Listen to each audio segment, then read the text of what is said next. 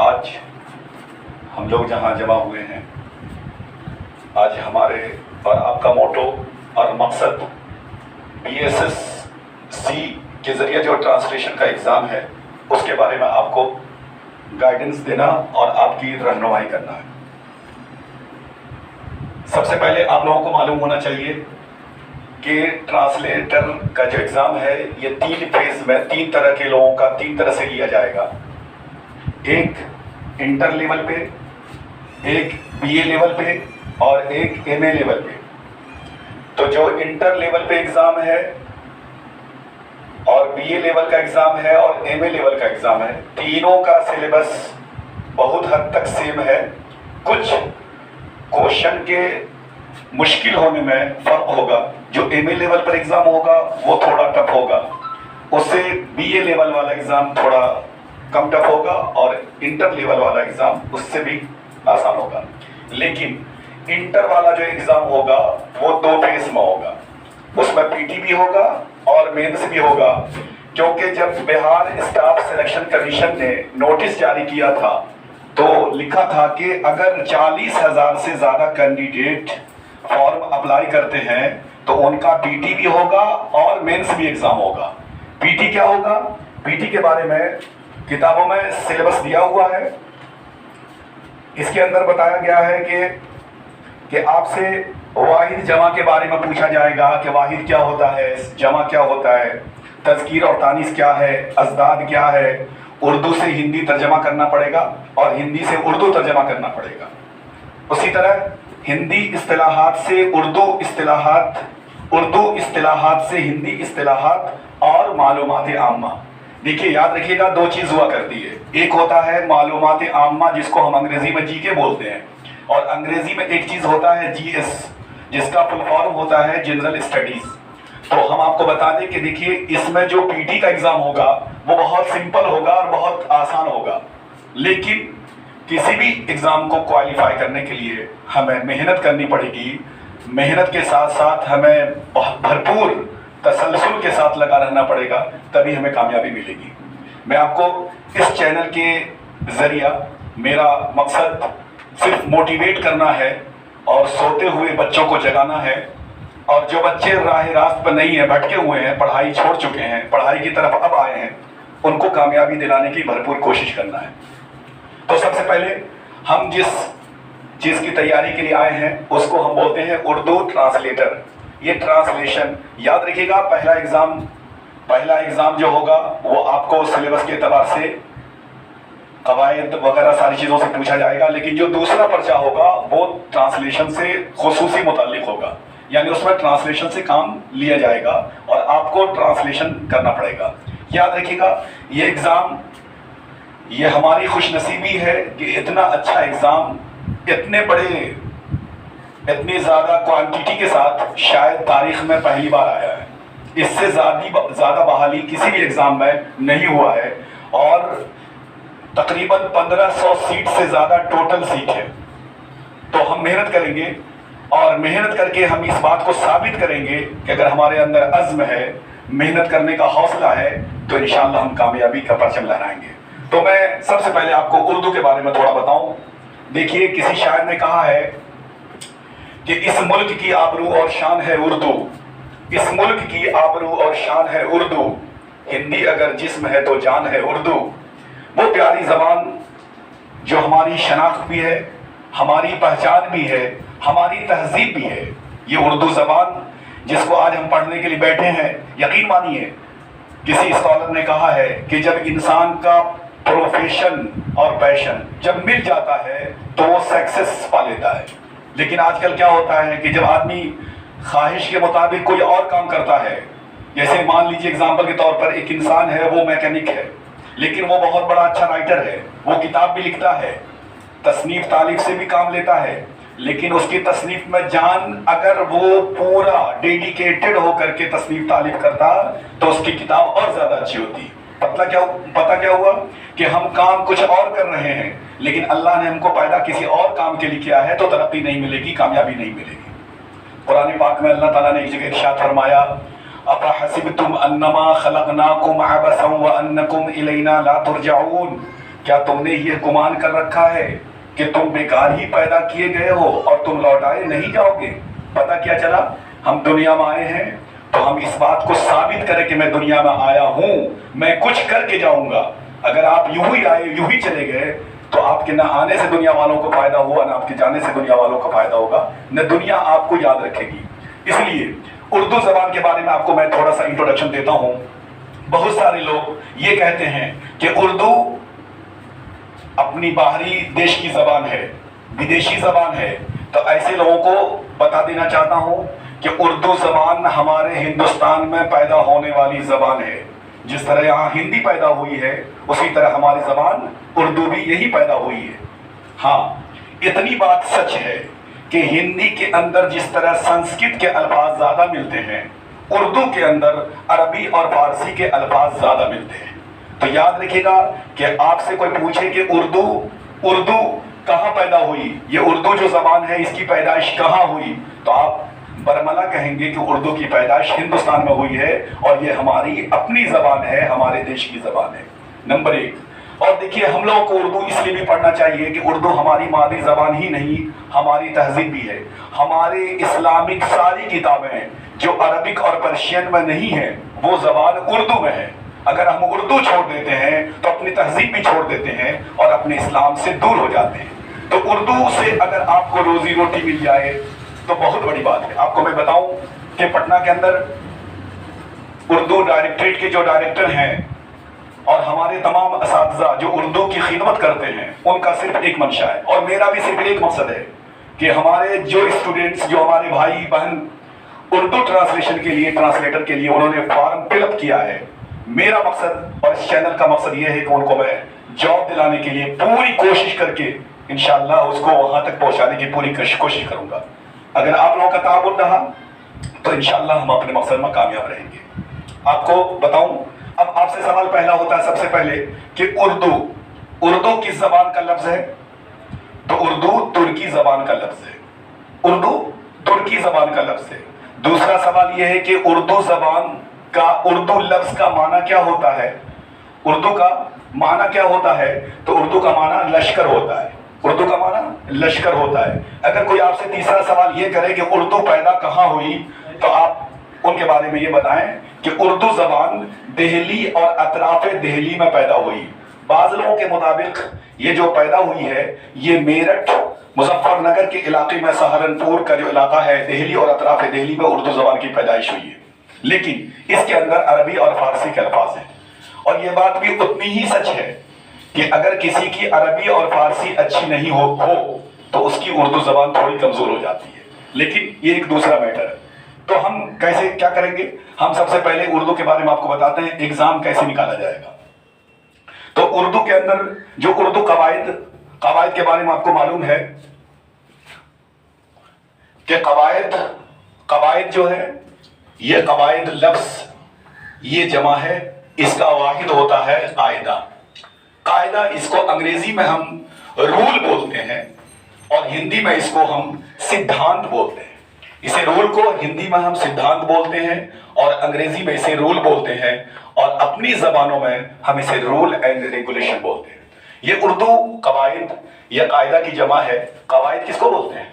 जिससे हम अपनी जबान को सही से पढ़ने में, लिखने में, समझने में हम कंफर्ट महसूस करते हैं। यानी कोई भी चीज जो हमें लिखने में, पढ़ने में, बोलने में हमारी मदद करती है, ये तमाम चीजों का ताल्लुक कवायद से होता है। कवायद इस कायदा की जमा है और इसके अंदर बहुत सारी चीजें, जैसे मान लीजिए कवायद के अंदर आपसे पूछा जाए कि वाहिद और जमा क्या हुआ करता है। वाहिद और जमा अंग्रेजी में, देखिए आप लोग सिर्फ उर्दू ना पढ़ें, उर्दू के साथ साथ हिंदी भी जाने, हिंदी के साथ साथ अंग्रेजी भी जाने, क्योंकि आपको एक इसमें टॉपिक आएगा, एक चैप्टर एग्जाम का आएगा जिसको हम मुतरादिफ कहते हैं। मुतरादिफ, जिसकी जमा मुतरादिफात हुआ करती है। मुतरादिफात, ये जिसको हम अंग्रेजी में सिनोनिम्स बोलते हैं और हिंदी में इसको पर्यायवाची बोलते हैं। ये मुतरादिफ का मतलब हुआ कि जो अलग अलग लफ्ज हो लेकिन मीनिंग एक हो, मीनिंग सेम हो, उसको हम मुतरादिफ बोलते हैं। अब देखिए कि वाहिद और जमा, इसको अंग्रेजी में हम सिंगुलर बोलते हैं اور جمع کو ہم پلورل بولتے ہیں، پلورل بولتے ہیں۔ اسی طرح آپ یہ بھی جانیے کہ ہندی میں واحد کو ہم ایک وچن بولتے ہیں اور جمع کو بہو وچن بولتے ہیں۔ اس کو ہم ایک وچن بولتے ہیں اور اس کو ہم بہو وچن بولتے ہیں۔ اب آپ کو میں بتاؤں کہ اس کے پہچاننے کی کچھ نہ کچھ علامات ہیں، کچھ نہ کچھ سمبولس ہیں، لیکن میں آپ کو ابھی آج صرف تمام جتنے ایگزام میں چیپٹرز آئیں گے، جہاں جہاں سے سوالات بنیں گے، کوشچن ارائز ہوگا، اس کے بارے میں آج موٹی موٹی جانکاری دیتا ہوں۔ اور دوسرا جب میرا ویڈیو آئے گا تو اس میں ہر ایک کے بارے میں ہم ڈیٹیل بات کریں گے، کیونکہ آج ہمارا صرف انٹروڈکشن کلاس ہے۔ دوسرا ہے تذکیر اور تانیث۔ ذرا دھیان سے دیکھیے گا، ایک لفظ ہوتا ہے تذکیر اور ایک لفظ ہوتا ہے تانیث۔ دیکھیے، کسی بھی چیز کو پکڑنے کا سب سے آسان علاج ہے کہ ہم اس کے روٹ ورڈ کو پکڑ لیں، وہ کس سے بنا ہے، کہاں سے نکلا ہے۔ اگر آپ یہ جان جائیں گے تو آپ کو بہت آسانی ہوگی۔ دیکھیے، یہ جو تذکیر ہے، تذکیر، اس کا جو روٹ ورڈ ہے وہ زال کاف رے ہے، اور یہ جو تانیث ہے یہ حمزہ نون سا، حمزہ نون سا۔ عربی میں سا بولتے ہیں، اردو میں سے بولتے ہیں۔ یاد رکھیے گا، یہ تذکیر اور تانیث ایسے موٹے موٹے لفظوں میں سمجھیں گے کہ جو چیز مذکر ہوتی ہے اسے ہم تذکیر کہتے ہیں، اور جو چیز مؤنث ہوتی ہے اسے ہم تانیث کہتے ہیں۔ اسی کا دوسرا لفظ مترادف لفظ مذکر اور مؤنث ہے۔ اگر آپ سے کوئی بولے مذکر تو بھی سمجھیں گے کہ وہ تذکیر کے بارے میں بات کر رہا ہے یا کر رہی ہے۔ اگر کوئی بولے مؤنث تو جانیں گے کہ وہ تانیث کے بارے میں بات کر رہا ہے یا بات کر رہی ہے۔ دونوں ایک چیز ہے، نام بدل جانے سے انسان نہیں بدلتے، لفظ نہیں بدلتا۔ تو مذکر بھی وہی ہے اور تذکیر بھی وہی ہے۔ یہ اردو کے بات کر رہا ہوں، اگر عربی میں دیکھا جائے گا تو عربی میں دونوں چیزیں الگ الگ ہو سکتی ہیں، لیکن میں اردو کی بات کر رہا ہوں۔ اردو میں مذکر کا مترادف تذکیر ہے اور مؤنث کا مترادف تانیث ہے۔ تو کیسے؟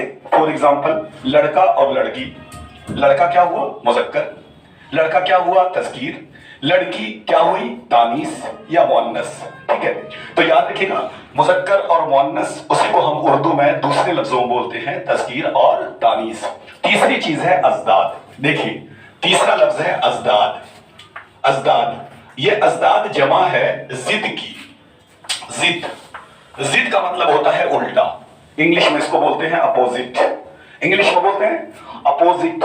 اور یہ جو ہے ضد، یہ جو ضد بنے، اور اس کو ہندی میں بولتے ہیں ویلوم۔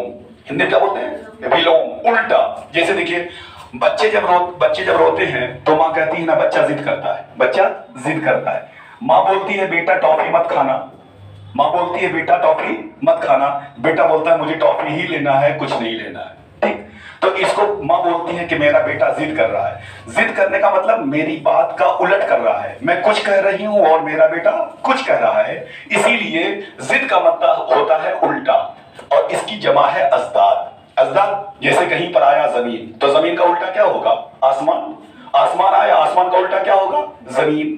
اگر آپ سے کوئی پوچھے ارض، یہ لکھ دے ارض، اس کا مطلب بھی ہوتا ہے زمین۔ کیا مطلب ہوتا ہے؟ زمین۔ اس کی جمع، اس کا اپوزٹ کیا ہوتا ہے؟ سما۔ اسی لیے اردو میں بولا جاتا ہے ارض و سما۔ کیا بولا جاتا ہے؟ ارض و سما، یعنی زمین اور آسمان۔ تو اسی طرح آپ یاد رکھیے گا کہ اس کو بولتے ہیں ازداد۔ ازداد کا مطلب ہوتا ہے اپوزٹ۔ کیا مطلب ہوتا ہے؟ اپوزٹ۔ دیکھیے، آگے جو ہے اردو سے ہندی ترجمہ، کیا ہے؟ اردو سے ہندی ترجمہ کیسے کریں گے؟ اردو سے ہندی ترجمہ، تو دیکھیے، سب سے پہلے ترجمہ کرنے سے پہلے کچھ بنیادی اصول ہمیں جاننا چاہیے۔ تو میں اس کو اریز کرتا ہوں، اب پھر میں آپ کو ٹرانسلیشن کے بارے میں کچھ بتاتا ہوں۔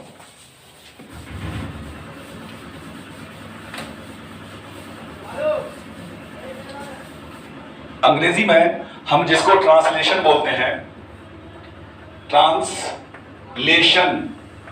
ٹرانسلیشن جس کو ہم بولتے ہیں، اس کو ہندی میں کیا بولتے ہیں؟ انواد بولتے ہیں۔ کیا بولتے ہیں؟ انواد، انواد۔ اور اس کو اردو میں بولتے ہیں ترجمہ۔ بہت لوگ ترجمہ بولتے ہیں، یاد رکھیے گا ترجمہ آپ نہیں بولیے گا، ترجمہ غلط ہے۔ لفظ جو ہوتا ہے وہ ترجمہ ہوتا ہے، ترجمہ نہیں ہوتا ہے۔ تو ترجمہ اس کو ہندی میں بولتے ہیں انواد، انگریزی میں بولتے ہیں ٹرانسلیشن۔ یاد رکھیے گا، کوئی بھی جملہ جس طرح ہم اردو میں، دیکھیں سب سے پہلے ہم بنیاد آپ کو بتاتے ہیں کہ سب سے نیچے جیسے انگریزی میں ہوتا ہے لیٹر، کیا ہوتا ہے؟ لیٹر، اور لیٹر سے آگے کا جو اسٹیپ ہے اس کو ہم بولتے ہیں ورڈ۔ کیا بولتے ہیں؟ ملتا ہے، جب ورڈ سے ملتا ہے تو بنتا ہے سینٹینس. کیا بنتا ہے؟ سینٹینس. یاد رکھیے گا. اسی طرح ہم ہندی دیکھتے ہیں، ہندی میں سب سے نیچے ہوتا ہے اکچر.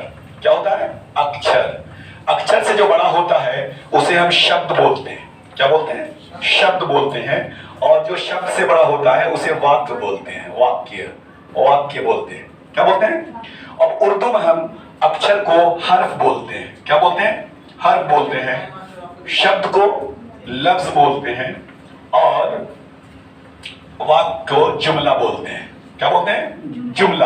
اب اس کے بارے میں تھوڑا تفصیل سے جان لیں، اس کے بعد ہم آپ تھوڑی سی آگے کی بات کریں گے. دیکھیے یہاں پر لکھا ہے لیٹر، اس کا مطلب ورڈ، یہ ہے سینٹینس. اتنا خالی آپ یاد رکھیے کہ جس کو ہم انگریزی میں حرف بولتے ہیں، ہندی میں اس کو اکشر بولتے ہیں، انگریزی میں اسے لیٹر بولتے ہیں. جس کو ہم اردو میں لفظ بولتے ہیں، انگلش میں، ہندی میں شبد بولتے ہیں اور انگریزی میں ورڈ بولتے ہیں. اردو میں جس کو ہم جملہ بولتے ہیں، ہندی میں اسے واکیہ بولتے ہیں اور انگریزی میں اسے سینٹینس بولتے ہیں. کیا بولتے ہیں؟ سینٹینس بولتے ہیں. تو یہ تینوں مترادف ہے. تینوں کیا ہے؟ مترادف ہے. اگر آپ سے کوئی پوچھے کہ حرف اس کا مترادف کیا ہے تو بولیے گا کیا؟ کیا بولیے گا؟ اکچر. کیا بولیں گے؟ اکچر. اکچر کا مترادف کیا انگریزی میں ہے؟ تو لیٹر. ورڈ اور شبد اور لفظ. اسی طرح جملہ، واک اور سینٹینس، یہ تب آپس میں مترادف ہے. کیا ہے؟ مترادف ہے. اب ہم اردو کی بات کرتے ہیں. یہ تو آپ کو اضافی جانکاری دی گئی. اب ہم اردو کی بات کرتے ہیں. دیکھیے حرف، حرف کا مطلب ہوتا ہے کنارہ. حرف کا مطلب کنارہ. یہ ہمیشہ اکیلے میں ہوتا ہے، الگ ہوتا ہے. کیا ہوتا ہے؟ الگ ہوتا ہے، کنارے میں ہوتا ہے. جیسے دیکھیے ہم نے لکھا اللہ. ہم نے کیا لکھا؟ اللہ. دھیان سے دیکھیے اللہ لکھا. اللہ میں دیکھیے اس میں کیا کیا ہے؟ الف ہے پلس لام ہے، دو لام ہے. لام ہے نا، اب پلس ہا ہے نا. اب دیکھیے اگر ہم ایک ایک کو مٹاتے ہیں، یہ بھی ایک کنارے پر ہے، اس کو ہم مٹا دیتے ہیں. دیکھیے لام بھی کنارے پر آیا کہ نہیں آیا؟ اس کو میں نے مٹا دیا تو پھر دیکھیے یہ بھی کنارے پر آ گیا. پھر دیکھیے ہاں یہ بھی کنارے پر ہو گیا. تو حرف کی جو اصلیت ہوتی ہے وہ ہمیشہ کنارے پہ ہوتی ہے. حرف عربی میں حرف مانے کنارہ ہوتا ہے. عربی میں حرف مانے کنارہ ہوتا ہے. ہمیشہ کنارے پہ کوئی چیز پائی جاتی ہے اس کو حرف بولتے ہیں. ٹھیک. تو حرف مانے کنارہ ہوتا ہے. اردو میں حرف اس کو بولتے ہیں جو انفرادی طور پر، الگ طور پر اپنا معنی نہ دے. اپنا معنی نہ دے اسے کہتے ہیں حرف. جیسے ہم نے لکھ دیا الف، ہم نے پوچھا کہ اس کا معنی کیا ہوتا ہے تو آپ نے کہا سر اس کا کوئی معنی نہیں ہے. تو ہم بولیں گے اچھا حرف. کیا ہے؟ حرف ہے. ہم نے لکھ دیا با، ہم نے پوچھا اس کا میننگ کیا ہوتا ہے، آپ نے کہا کہ کچھ نہیں ہوتا ہے تو اس کا مطلب یہ حرف ہے. تو پتا چلا کہ جس کا معنی نہ ہو، جس کا ترجمہ نہ ہو، جس کا کوئی میننگ نہ ہو، اس کو ہم کیا بولتے ہیں؟ حرف. کیا بولتے ہیں؟ دیکھیے بابو جب حرف حرف سے ملتا ہے، دیکھیے غور سے، جب کوئی چیز ایک حرف دوسرے حرف سے ملتا ہے، ایک حرف دوسرے حرف سے ملتا ہے، تب اس سے کوئی نہ کوئی لفظ بنتا ہے. جیسے دیکھیے مثال کے طور پر ہم نے لکھا با اور پلس نون. یہ الگ الگ ہے. با ایک حرف ہے، نون ایک حرف ہے. ان دونوں کو جب ہم ملا دیا تو ہم اس کو بنا دیا بن. کیا بنا دیا؟ بن. بن کا مطلب انگلش میں میک. انگلش میں جس کو ہم میک بولتے ہیں، میک. اس کو اردو میں ہم بولتے ہیں بن جاؤ، بن لو. تو یہ بن، اس کا میننگ نکلا کہ نہیں نکلا؟ تو یہ بابو لفظ ہو گیا. کیا ہو گیا؟ لفظ ہو گیا. تو لفظ وہ ہے جس کا میننگ نکلے اور حرف وہ ہے جس کا کوئی معنی نہ ہو. اور اگلا ہے جملہ. جملہ کہتے ہیں کہ کوئی بولنے والا جب بول کر چپ ہو جاتا ہے، جب بولنے والا بول کر چپ ہو جاتا ہے تو سننے والے کو کوئی نہ کوئی بات معلوم ہوتی ہے. جیسے میں نے کہا اللہ ایک ہے. اگر میں صرف بولوں ایسے اللہ، بولتا رہوں دن بھر اللہ اللہ اللہ، تو یقین مانیے یہ لفظ ہے، یہ جملہ نہیں ہے. کیونکہ بولنے والے کو پتہ نہیں چل رہا ہے کہ سامنے والا کیا کہنا چاہ رہا ہے. تو میں نے جب کہا اللہ ایک ہے تب آپ کو معلوم ہوا کہ سر یہ کہنا چاہتے ہیں کہ اللہ ایک ہے، اللہ ایک ہے. تو پتہ چلا کہ اللہ ایک ہے. تو اس سے آپ کو معلوم ہو گئی کہ ہمارے معبود کے بارے میں بات ہو رہی کہ ہمارا جس کی عبادت کرتے ہیں وہ کتنا ہے؟ ایک ہے. تو یہ جملہ کہلائے گا. تو اللہ ایک ہے، اللہ ایک ہے، تو یہ ایک جملہ ہے. کیا ہے؟ ایک جملہ ہے. لیکن اگر صرف ہم اللہ بولیں تو وہ ایک لفظ ہے. تو آپ کو فرق معلوم ہو گیا ہوگا کہ حرف کسے کہتے ہیں، لفظ کسے کہتے ہیں اور جملہ کسے کہتے ہیں۔ بس اخیر میں بس اتنا بتا دوں کہ انشاءاللہ اگر آپ نے ہمارا ساتھ دیا، ہمارے ساتھ ایسے ہی ملے رہے، جلے رہے، ہمارا سپورٹ کرتے رہے، یقین مانیے یہ صرف ہم نے آپ کو صرف ابھی ٹریلنگ دکھایا ہے، ٹریلر دکھایا ہے، ابھی پوری فلم باقی ہے، اور پوری محنت کے ساتھ جتنا سلیبس آپ کے کتابوں میں دیا ہوا ہے، جتنا ٹیسٹ ہوگا، جتنا آپ سے پوچھا جائے گا، یہاں کوئی بکواس کی بات نہیں ہوگی، یہاں کوئی فالتو بات نہیں ہوگی۔ صرف ہمارا مقصد کیا ہے، جس کو شاعر نے کہا ہے کہ اپنا تو کام یہ ہے کہ جلاتے چلو چراغ، اپنا تو کام یہ ہے کہ جلاتے چلو چراغ، رستے میں خواہ دوست یا دشمن کا گھر ملے۔ آئندہ پھر ہم لوگ ملیں گے اور پورا سلیبس ختم کریں گے، پوری طرح سے پڑھیں گے اور جنون کے ساتھ، محنت کے ساتھ، عزم کے ساتھ اس ایگزام کو کوالیفائی کریں گے۔ اسی کے ساتھ میں اپنی بات ختم کرتے ہیں۔